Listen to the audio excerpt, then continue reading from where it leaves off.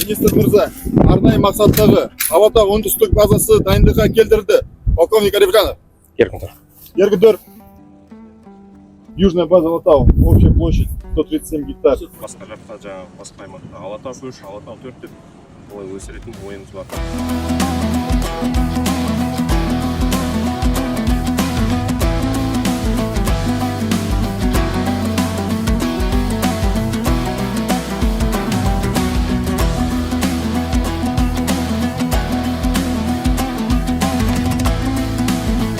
В обычной жизни здесь будет авиаотряд прилетать, спасательные операции проводить. То есть не в Бурундай уже будет лететь, с город вот сюда привез, перекинул и сразу в больницу. Либо напрямую вот 4-й больницу мы открыли сразу туда.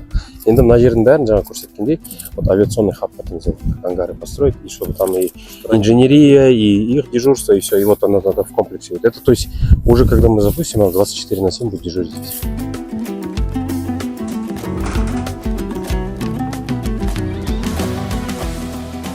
Это вот так будет выглядеть наша палатка, да? Так точно. Ага. Каждая палатка 40-местная. При одноярусном расположении 25 коек. Кстати, детские есть спальные мешки, да, у нас? Размер S, Да. XL. Для детей. 2XL. Отошли от фуфаек, валенок, вот этих всех неудобных вещей. И каждому пострадавшему будем выдавать. Это медицинский набор. Это медицинский На набор. каждые 10 пострадавших предполагается, что будет человек, имеющий медицинские способности, навыки. Вот он будет помогать нам.